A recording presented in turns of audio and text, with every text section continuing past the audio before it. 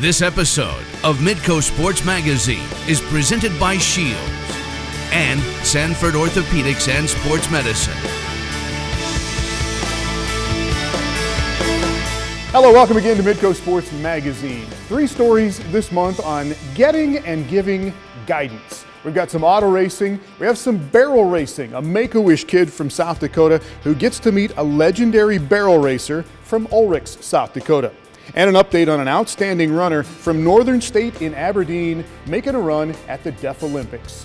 But we start with a story on a man named Doug Howells from a small town in North Dakota making a huge impact in racing in his home state, turning wrenches for more than half a century. Here's Brian Shawn.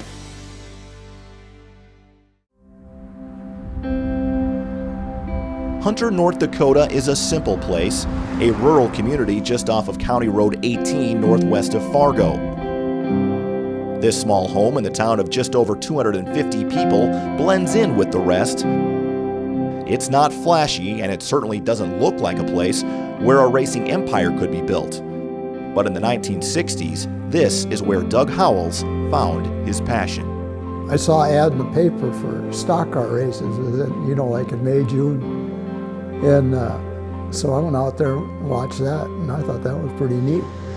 Howells drove a 32 Ford Coupe for a few years and eventually became car owner and mechanic when his driver and partner at the time offered him some advice on a small-town potato farmer from East Grand Forks, Minnesota. He said, I'll just sell you the car, and he says, and if I were you, I'd go call that Don Mack guy up and see if you could get him to drive it for you. I knew that the minute Doug asked me, it didn't take me long to answer him because I knew that he was capable of doing what he did. Being a farmer, if we had something that grew right, we'd grow it forever. And when I started driving for Doug, we started winning features right away, so I figured I better stay with him forever. Howells operated in modest surroundings as he worked on his craft and developed into one of the top mechanics in the Midwest. Well, he loved it. He worked on it. No matter if you'd see the little shed we worked doing and stuff, you'd never ever believed it. We didn't really have anything fancy to work with. Just put them together and went to the racetrack. And if you weren't going good, you tried to figure out why, I guess. Everything just clicked, resulting in several track championships and numerous victories throughout the Dakotas, Minnesota, Iowa, and Nebraska. He was just a good driver. He liked to win really bad. And I think, that's the biggest part, is to have that desire to win. I think from us racing together for that many years, he could watch what I was doing on the track, and I think I could pretty much come in and tell him what the car was doing, and I'd go out there the next race and hell, the car was perfect, go to beat a heck. After nearly a decade of dominating in the Midwest as weekend warriors, the two men embarked on a new adventure in the 1970s, going from the dirt to the asphalt, putting this small-town duo in the national spotlight. And that track at Glendon there, they paved it, and so we got lucky, and we raced there on Sunday nights, so we got some pavement experience, I guess. And we used to go to the Minnesota State Fair at fair time there, and that was pavement, and we went good there right off the bat. So apparently we got enough experience there at Glendon to get the car halfway decent. I don't know if we're lucky, or I think Doug knew how to really set the car up, or it was easy to drive, but we had the combination that we end up winning 2 Florida 500s, Little Indy 500 all in a row. In 1980, the team decided to join the World of Outlaws full-time, but just 31 races into the schedule, Max suddenly and unexpectedly retired, ending an 18-year partnership.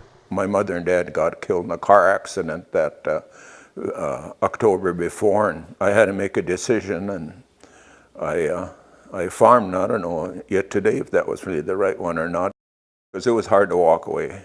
But he had Doug Wolfgang coming in, so I don't know, I think he was kind of pretty excited about that, and I don't blame him, because I'll tell you what, Wolfgang was one heck of a driver. So Howells continued on the rigorous World of Outlaws tour, spending close to 10 months straight on the road, but had wife Joanne along for the ride. The racing part was good. And I suppose it made it pretty easy. Me and my wife went with us all the time. She loved racing, you know, and I can't really honestly remember a race that we went to that she didn't, because she was always there, and she didn't like to lose, but who does? With Wolfgang behind the wheel, a second-place finish in the World of Outlaws points followed in 1981. And throughout the decade, Doug and Joanne had many famous drivers at the helm of their number 4 Sprinter, including Jack Hewitt, Danny Smith, Jack Haudenchild, and Kenny Jacobs. But enough was finally enough. The Howells decided to get off the road for a while, ending their run on the tour in 1986. Money always entered into the racing deal. And if you were racing good, you generally had enough money to do it.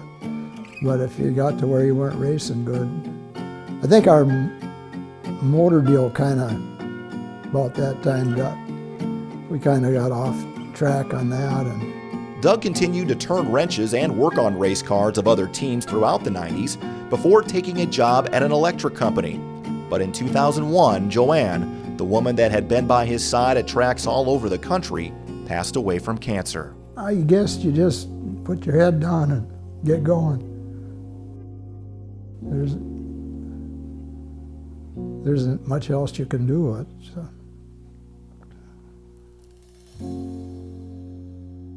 With support from his family, Doug soldiered on, and in 2005 decided it was time to go racing again, with his grandson in the driver's seat. When I turned 17, actually my grandpa told me for my birthday that we were going to go race in sprint cars, and that was probably one of my best birthday gifts I've ever had. He'd kind of been bugging me for a few years. We should get a race car, and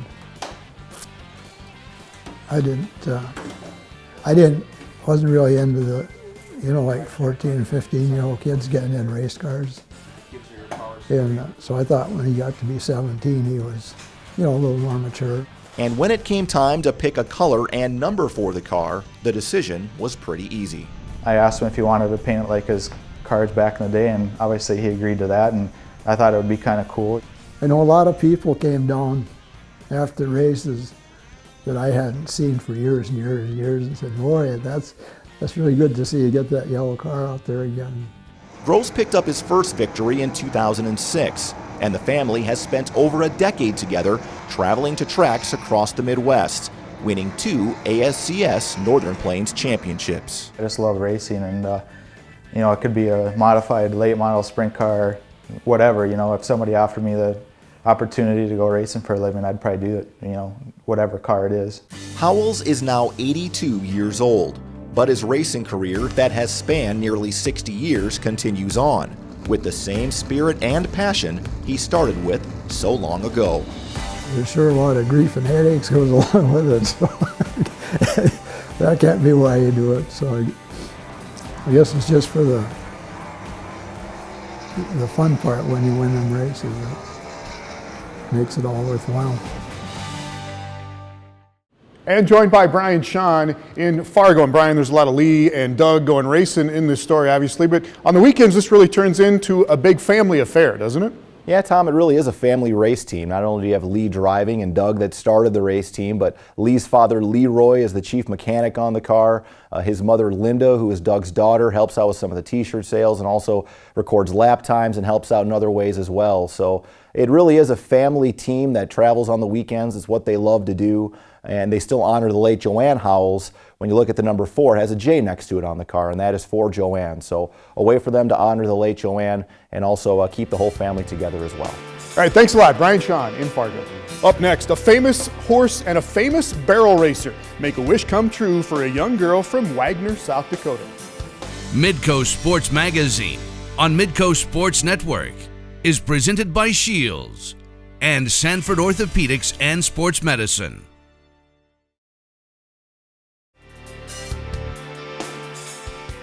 Welcome back to Midco Sports Magazine.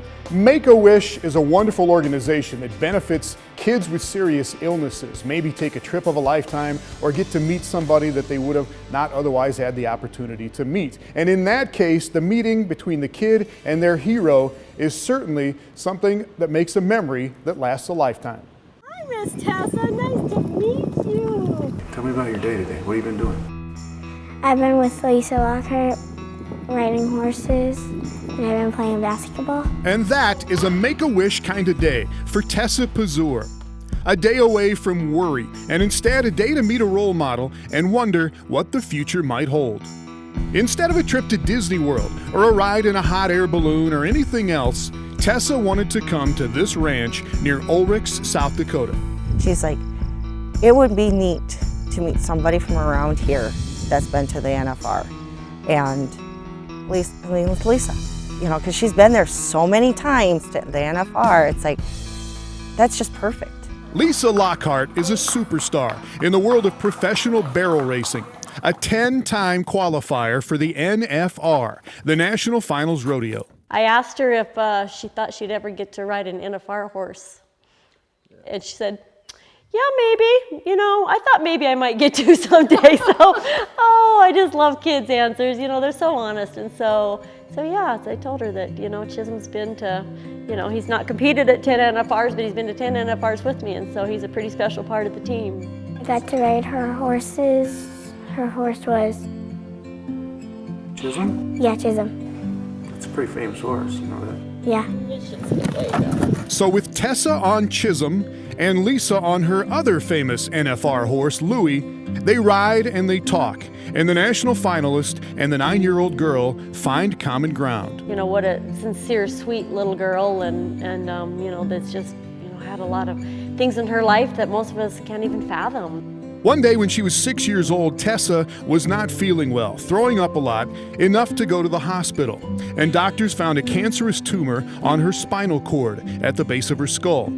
Surgeons at Mayo Clinic were able to remove the tumor, but over the following months, there was a lot more for Tessa to deal with. You have stuff constantly running through, and you can barely walk because you have like this stuff you have to keep on you all the times. With all of this, she couldn't walk. Her hands just weren't the way they were supposed to because of the removal of the tumor.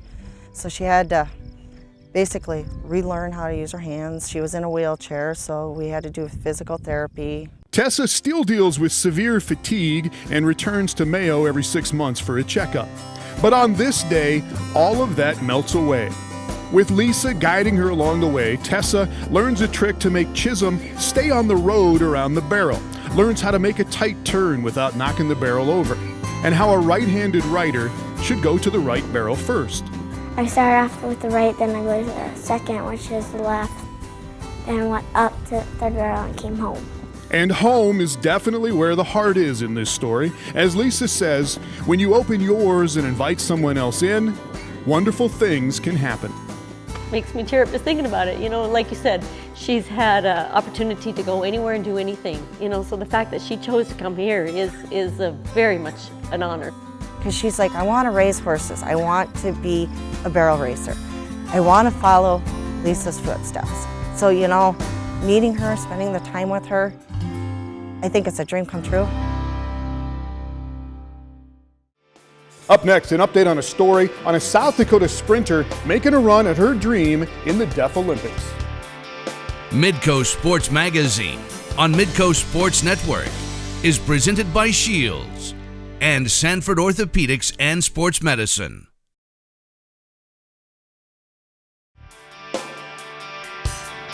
Welcome back. Our final story this month is an update on a story we first brought you about 3 years ago on a young woman named Makenzie Hageman, who at the time was an outstanding runner at Northern State University in Aberdeen. And now she is looking to take her track career to an Olympic level.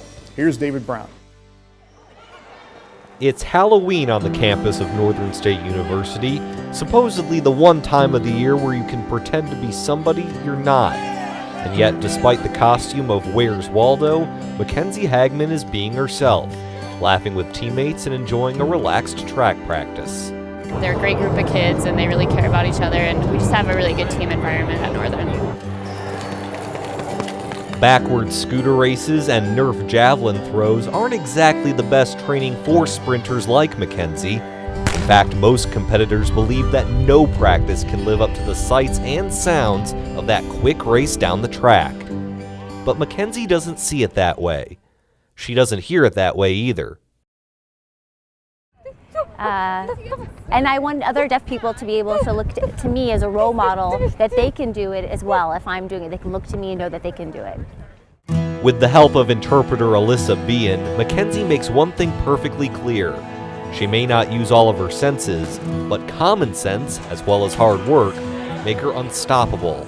And she's so driven, and that really helps. The fact that you can tell just how determined she is, and it really rubs off on her teammates. She's actually lifting the group up because she just works so hard. Mackenzie was born deaf, but she had plenty of support from her friends and family.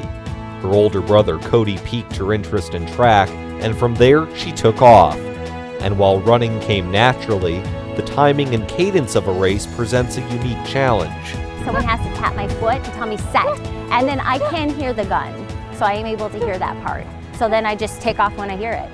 We knew she was fast, but we didn't really know exactly how she worked with the gun sound and how she started and everything, so that was a learning process for us. Whatever her methods are, they work. In her first 2 years at Northern State, Mackenzie already has the school record in the 60 and 100 meter dash. She also won a silver medal in the 4x100 relay at the 2013 Deaflympics in Bulgaria. Her different senses kick in, and I think they allow her to, even, push forward, even more. The language of track is universal, and Mackenzie's teammates and coaches also work to make off-the-field communication as smooth as her glide across the finish line. It's wonderful, great. They love sign language. They think it's a beautiful language. They want to learn, and so I've been teaching them some signs, and the cooperation and rapport is wonderful. So that's what I'd like you to do first. Outside the track, Mackenzie's just like every other student at Northern State, going to class, doing homework, and working to keep herself in shape.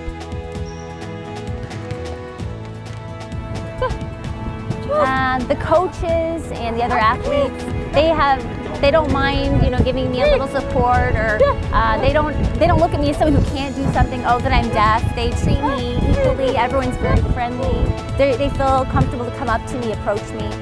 The girls have just really rallied around her and are really good about hanging out with her and communicating the best they can with her, and I think she's really enjoying her new teammates.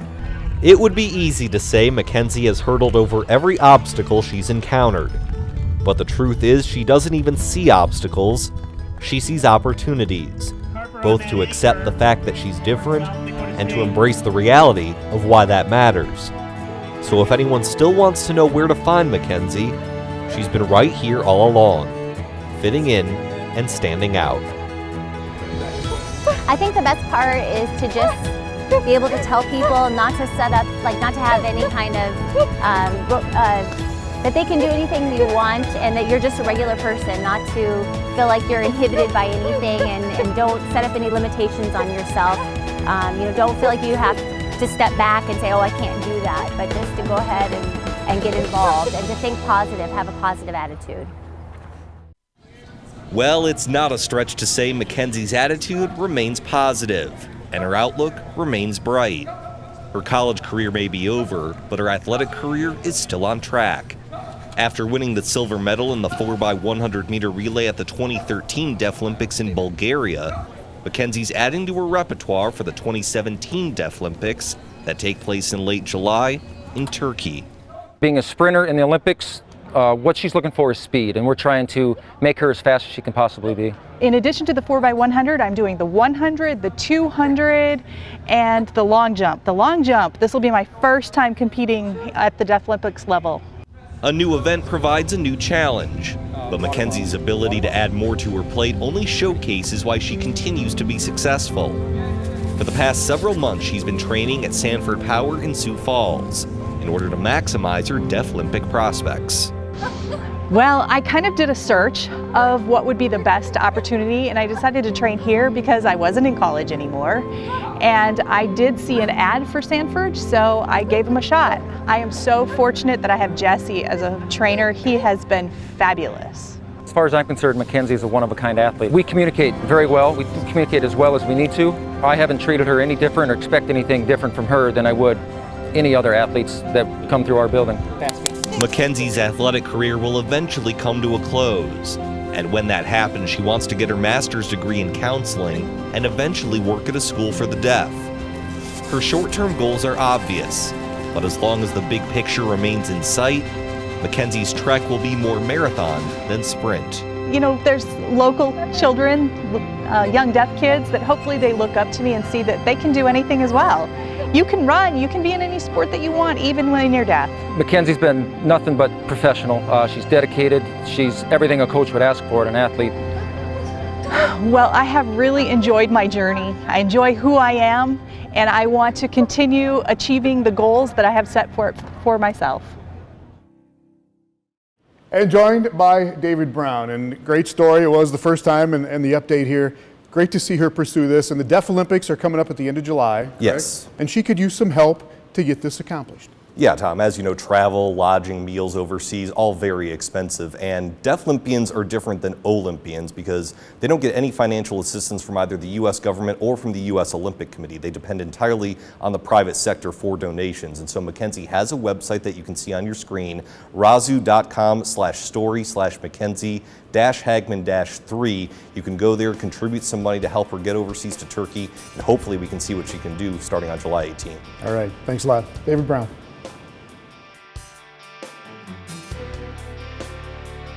Thank you for watching Midco Sports Magazine. You can find this edition and all of the stories from the show on YouTube.